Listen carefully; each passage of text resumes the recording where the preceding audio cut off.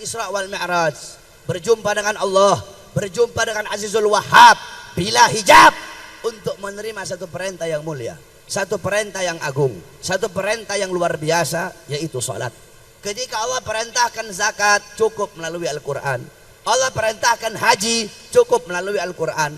Allah perintahkan jihad, cukup melalui Al-Quran. Allah perintahkan puasa, cukup melalui Al-Quran. Allah perintahkan segala macam, cukup lewat Al-Quran. Tetapi ketika Allah perintahkan salat, tidak cukup melalui Quran.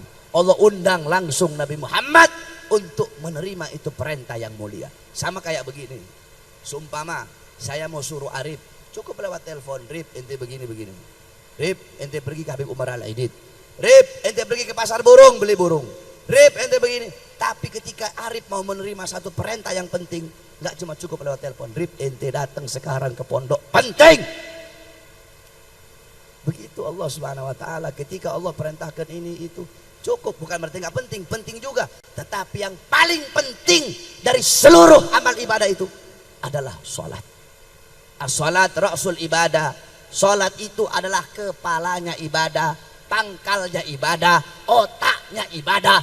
Baik buruknya amal ibadah kamu, bagus rusaknya amal ibadah kamu, tergantung dari sholat. Kalau sholat kamu bagus, sholat kamu baik, maka baik seluruh amal ibadah kamu. Tapi kalau sholat kamu rusak, sholat kamu hancur, sholat kamu bolong-bolong, sholat kamu rusak, sholat kamu hancur, sholat kamu buruk, maka akan hancur, akan rusak, akan buruk seluruh amal ibadah kamu. Oleh karena itu jaga betul-betul kamu punya sholat. Jangan sampai kamu lalai dalam sholatmu. Jaga betul-betul kamu punya sholat. Rasulullah sebelum wafat masih sempat wasiat, alaikum bis sholah, alaikum bis sholah. Nabi masih wasiat seperti itu.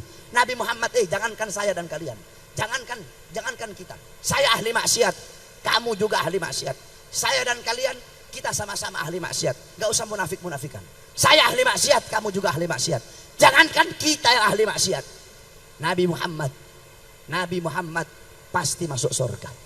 Bukan hanya pasti, tapi surga Allah ciptakan untuk Nabi Muhammad. Surga Allah ciptakan untuk Nabi. Apakah Nabi enak-enakan? Alah, nggak usah sholat, saya pasti masuk surga. Nggak usah puasa, ngapain capek-capek, toh saya pasti masuk surga. Apakah Nabi seperti itu? Enggak. Justru Nabi yang paling banyak sholatnya, padahal Nabi dijamin surganya. Padahal Nabi maksum, tapi Nabi sholat sampai kakinya bengkak. Saya dan kalian, kita siapa? Hah? Kamu dijamin masuk surga? Kenapa kamu lalai sholat kamu? Saya dan kamu, kita pasti masuk surga. Kok kita masih lalai dalam sholat? Takut kamu kepada Allah Subhanahu wa ta'ala. Jaga engkau punya sholat. Jangan sampai engkau lalai dari sholat. Jangankan lalai, jangankan kamu ninggalin sholat, telat saja. Telat. Al-Habib Umar bin Abdurrahman Al-Attas, Habib Umar satu waktu beliau punya anak wafat. Kamu perhatikan betul-betul ini kisah. Habib Umar anaknya wafat. Ketika anaknya Habib Umar wafat, datang orang-orang takziah. Orang-orang datang takziah. Kata Habib Umar apa? Sungguh bagi kalian musibah agama adalah musibah yang enteng. Kata Habib Umar, musibah agama bagi kalian adalah musibah yang enteng. Bagiku, kata Habib Umar, terlambat sholat jamaah. Perhatikan kata beliau, terlambat sholat jamaah bagiku itu lebih musibah daripada kematian anak-anakku. Ibu-ibu kalau anaknya mati sedih nggak? Nangis. Iya. Nah, Habib Umar anaknya mati, anaknya wafat, sedih beliau, nangis beliau. Tapi kata beliau apa?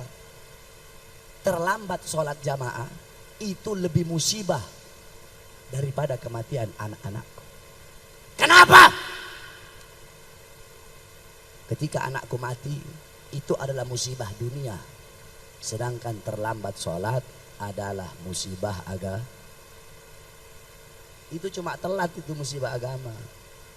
Bagaimana jika lo meninggalkan sholat dengan sengaja? Makmurkan kamu punya masjid dengan sholat. Makmurkan kamu punya masjid dengan sujud. Jaga betul-betul kamu punya sholat. Jangan sampai kamu tinggalkan itu kamu punya sholat. Ada satu kisah.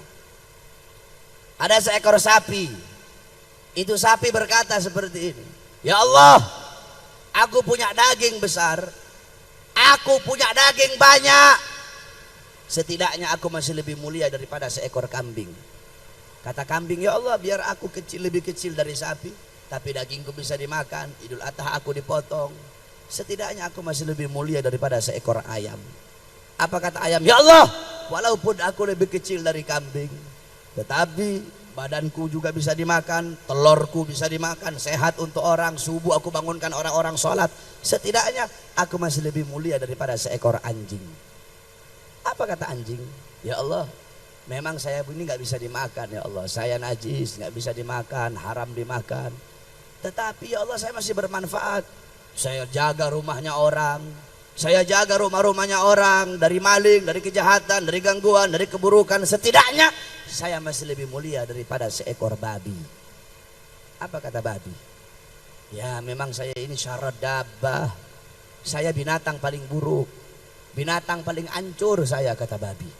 Babi makan kotorannya sendiri, bapak babi zina sama anak perempuan babi, ibu babi zina sama anak laki-laki babi. Pokoknya binatang paling buruk sudah itu babi. Tapi kata babi apa? Tetapi aku masih punya iman kepada Allah Subhanahu wa ta'ala, setidaknya aku masih lebih mulia daripada orang-orang yang meninggalkan sholat 5 waktu dengan sengaja. Kalau kalian sengaja meninggalkan sholat 5 waktu, bukan babi kalian, bukan, tapi kalian lebih babi dari babi. Kalau saya dan kalian, kita meninggalkan sholat 5 waktu sengaja, berarti kita lebih babi dari Gak ada beda kamu sama Ahok kalau kamu gak sholat. Ahok sholat gak Ahok? Ahok sholat gak? Berarti kan babi. Nah kalau kamu gak sholat sama kamu babi juga. Yang membedakan kita dengan orang kafir apa? Sholat. Makanya jaga betul-betul kamu punya sholat. Jaga kamu punya sholat.